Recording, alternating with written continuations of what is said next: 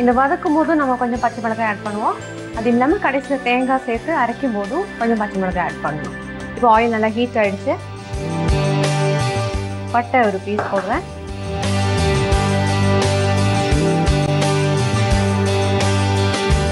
பிரிஞ்சி இலை, 2 ஏலக்காய்,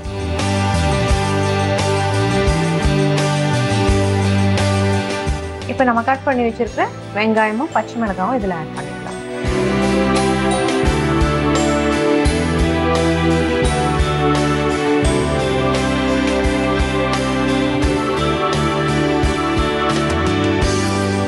வெங்காயம் கொஞ்சம் சீக்கிரம் வதங்கிறதுக்காக எப்பவுமே நான் ஆட் பண்ணுவேன் கொஞ்சமா சால்ட்.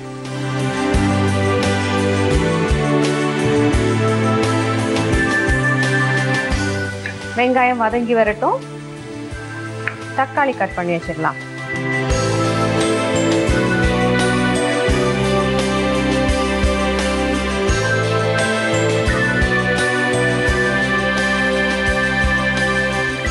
எப்பவுமே சீ ஃபுட்னு சொல்லும்போது கொஞ்சம் ட்ரெடிஷ்னல் ரெசிபீஸ் நான் கொஞ்சம் எனக்கும் ரொம்ப பிடிக்கும்.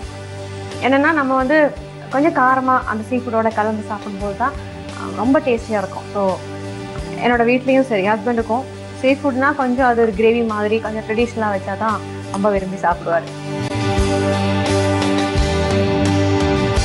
இப்போ அடுத்தது நாம் வந்து மஞ்சள் தூள் ஆட் பண்ணிடலாம். 1/2 டீஸ்பூன் மஞ்சள் தூள் போட்டிருக்கேன். 1 டீஸ்பூன் மிளகாத்தூள் ஆட் பண்ணியிருக்கேன். இது ரெண்டும் நல்லா வதங்கட்டும். அதுக்கப்புறம் நம்ம கட் பண்ணி வச்சுருக்க டொமேட்டோஸ் இதில் ஆட் பண்ணிக்கலாம். இப்போது நல்லா ரா ஸ்மெல்லாம் மாறின பிறகு இந்த டொமேட்டோ நம்ம ஆட் பண்ணிக்கலாம்.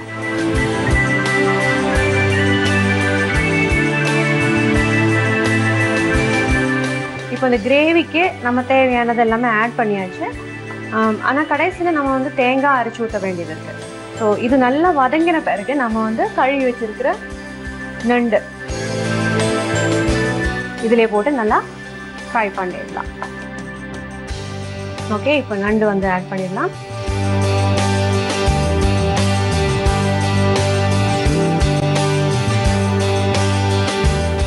இது வந்து குக் ஆகிறதுக்கு ரொம்ப டைம் எல்லாம் ஆகாது. ஸோ கொஞ்சம் டைம், அதுக்கு தகுந்த மாதிரி கொஞ்சமாக தண்ணி ஆட் பண்ணிடலாம். இப்போ இது கவர் பண்ணி வச்சிடுறேன். திருவி வச்ச தேங்காய், சோம்பு, கருவேப்பிலை, கொஞ்சம் கடைசியில் கார்னிஷ் பண்ணுறதுக்கும் எடுத்து வச்சுருக்கேன். 2 பச்சை மிளகாய், கொஞ்சம் ஸ்பைஸியாக இருக்கணும் அப்படின்னு சொன்னல முதல்ல.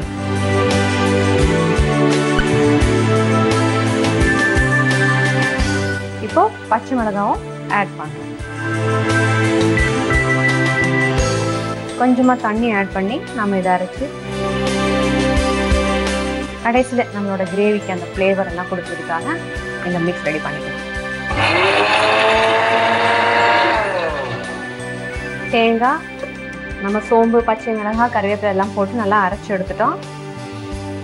நல்ல ஒரு ஃப்ளேவரிங்காக சூப்பர். இப்போ நண்டு என்ன நிலைமைன்னு பார்க்கலாம். ஆல்மோஸ்ட் வெந்திருக்கு. இப்போ நம்ம அரைச்சி வச்ச இந்த தேங்காய், அரைச்ச அந்த தண்ணியும் சேர்த்து நம்ம கிரேவி ஃபினிஷ் பண்ணிடுவோம். ஸ்பெஷல் கன்னியாகுமரி நண்டு அப்படியே ரெடி ஆகிட்டு இருக்கு. இன்னும் கொஞ்சம் தண்ணி ஆட் பண்ணிடலாம்.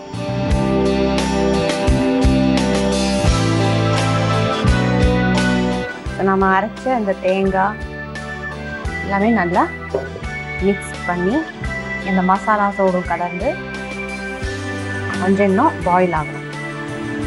மறுபடியும் நம்ம வந்து கவர் பண்ணி இது பாயில் பண்ண விட்டுடலாம். Cooking almost done. பட் அந்த மசாலா எல்லாம் கொஞ்சம் ஊறதுக்காக மறுபடியும் ஒரு 5 மினிட்ஸ் கவர் பண்ணி குக் பண்ணிடலாம்.